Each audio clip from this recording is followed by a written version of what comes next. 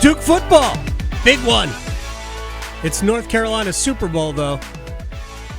Mac Brown is 5-0 against the Blue Devils. We'll get to that more tomorrow and Friday as we get closer to the start of the football week.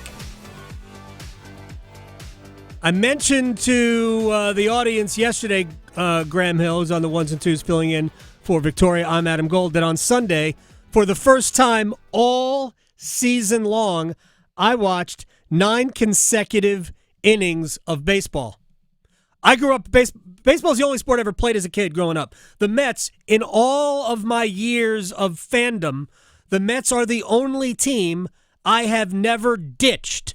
I grew up an Islanders fan, no longer an Islanders fan. I was a Knicks fan, no longer a Knicks fan. I was a Jets fan. I finally kicked that habit like 3 years ago. And they're good, and I don't really care. The Mets, I will never quit. In my blood. Mets lost to the Braves last night, but I'm okay. Mike Ewald, Mike from New York, is sitting next to me with his, I dig that sweatshirt. Thank you. Yeah. New York Mets. We need a 2-shot so we can get Mike on the. So but hold on, There he is. I did something for you here, Graham. Do you have my music queued up? You have your own music. I got my own music queued up for you. Wow. Just Love because this. I know you don't know this song. This is Candelita. This is Jose Iglesias. Is this actually Jose Iglesias? This is it.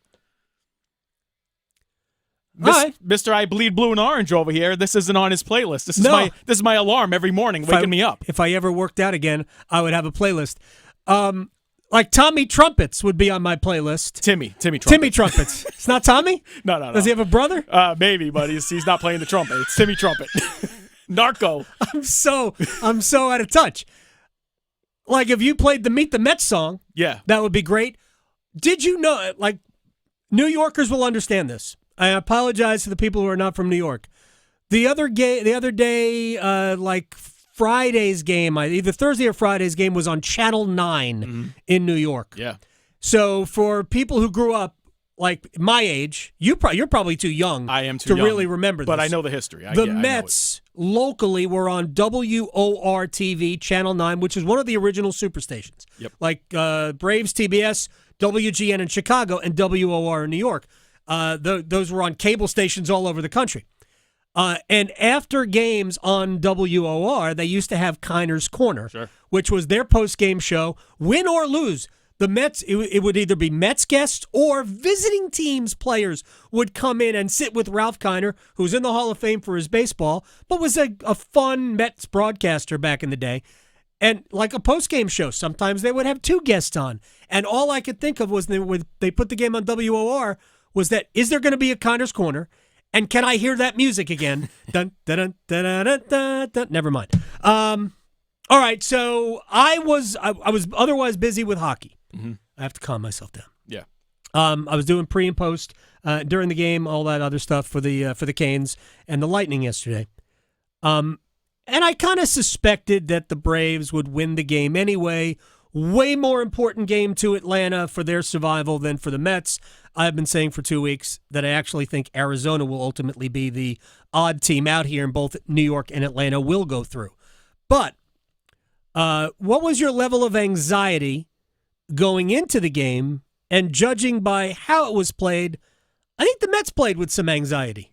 Yeah, well, obviously, you know, the history of the organization and the history of the Mets in Atlanta, whether it's Turner Field or now Truist Park, is just not good. And so, I mean, you can go back to 1998 when they had to win 1 game for the wild card in Atlanta. Couldn't do it. Right. Go back to 2022, winning the National League by a long shot. Atlanta gets hot at the end of the year. You win 1 game in Atlanta. You clinch the NL East. You don't have to play San Diego in the wild card round and eventually get eliminated. They couldn't win 1 game. And now here you are. You control your own destiny again. Win 2 out of 3. You're in, potentially eliminating Atlanta. There are players from this team that were on that 2022 team, and I think it's creeping in their heads. You see them playing a little tight. I saw last night there was a small play, a dribbler in front of the plate. Alvarez crashed into Severino. They were just, you can tell, they were not playing with that looseness that they had just 48 hours prior at home, taking on Zach Wheeler, you know, another potential Cy Young winner like they're going to potentially face tonight if the rain holds off, and Chris Sale. But They played loose. They just felt different. Last night, it felt tight. And as a fan, you asked me my anxiety. Yesterday, I was anxious, right, pacing the floor. This morning, my anxiety's through the roof. I'm not on full-blown panic mode, but I am close. But see, here's the thing. I had very low expectations for this season. And yes, even when the Mets got hot, and I haven't matched the records up, but they've either been the best team in baseball since the beginning of June, or they're one of the top 2 or 3 teams in baseball since the beginning of June. But even with that, I've still not been we're making the playoffs type of a. So I'm still looking at this as like found money. Yeah, all right. So I have not been in the.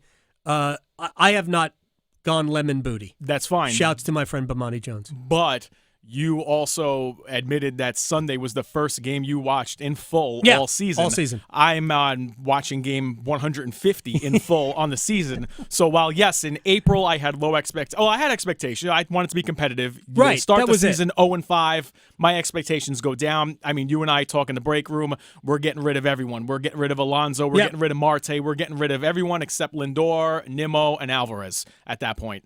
And then they get hot, they get on a roll, my expectations creep up. Now, a week ago, you're sitting at the second wild card spot. My expectations are we're a playoff team and we can make a deep run. I have a ticket on Mets Tigers World Series. So shouts to FanDuel. You can just give me your money next time. It's quite all right. Well, it's not that much. Yeah. Right. And the odds plus 49.50. Yeah. Plus 49,500 for that ticket. Are you going to a game if it ends up being that matchup? Because you don't have to have the winner. You just need the matchup. I just need the matchup. You better go broadcast. Of course, I will absolutely go to the game. Well, and all of this, all the expectations changed when Jose Iglesias had the hit song. Yeah. When he released his latest single, better than what's her name? Never mind. So they're not going to play tonight, though.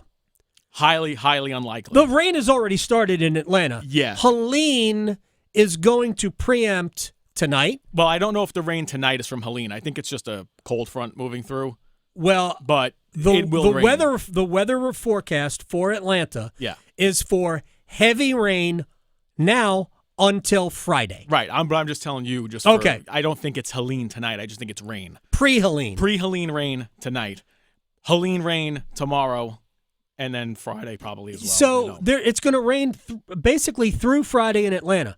So my question is, since the wild card starts Tuesday, when are these 2 games, which are critical, maybe more so for the Braves than for the Mets? Because the Mets could get in by beating Milwaukee in Milwaukee with a roof on the field. I'm not saying that the Braves should have a roof. I am anti-dome baseball.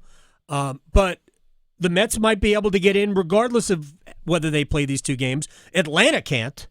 So I guess they could. Right. But they couldn't clinch. There's not enough games for them to clinch without these 2 games. Yeah. So what is Major League Baseball's plan for 2 games between 2 contenders that likely couldn't be played until Monday? Yeah, I think this is just a gross but not surprising ineptitude by MLB to not see this forecast and pre-plan for what you're going to do today, tomorrow, because now you're sitting at the potentiality and the reality of a doubleheader on Monday, which is supposed to be a mutual off day or /1 game makeup game for teams for potential seeding or getting to the playoffs.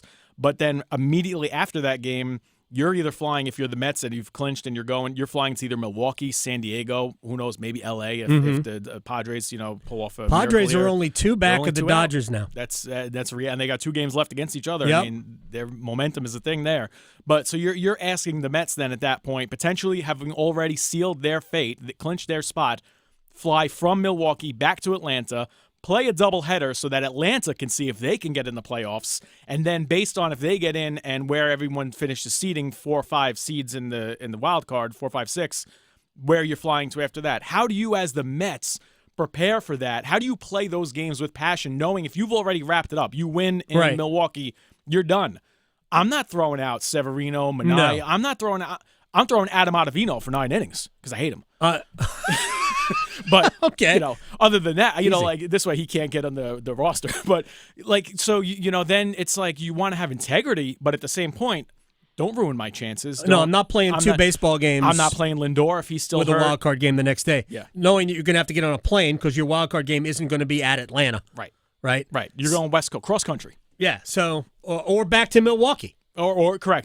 to Milwaukee. You might just stay in Milwaukee. Right. You might send. I mean, the rosters expand to 40. They might just send their 40-man roster. Right. Just send the players. These are the players we're not using. All the other guys, you're going to Atlanta to play too. No Lindor last night. So I know he did come out he was on the on-deck circle to pinch hit. Right. So they're being cautious, and I'm okay with that. Same. Acuna has done a great job filling in. Yes, although he had a little bit of an issue with the ball last night. He was nervous. His whole family was there. Exactly. He was nervous. It's the only Acuna playing last night, and that's all right. That's Mike Ewald, Mike the New Yorker. What is it? New York Mets fan. Unfortunately, what are you doing, Graham? Graham, what is that? What are you doing? Wait, well, how'd that get up there? Wait. By the way, real quick, do you hate the Braves or do you hate another? Because I've never ever hated the Braves. It's been frustration for me, but I've never hated the Braves. Mostly just Braves fans. Is there a baseball team, a National League team you hate? Because when I was getting into my severe fandom, diehard fandom, unfortunately, I was 2007, 2008, the Phillies. Okay. The collapses in 07, the pennant race in 08. Those were bad. Those hurt me. So Atlanta, while I don't like them, I really don't like Philly. Yeah, to me, it's the Cardinals. Yeah, you go back old school. Yeah, I really hate the Cardinals. Yeah. Well, they're a non-factor this year, so. Yeah, isn't that good? Yeah. That's great. That's Mike from New York. It's not unfortunately.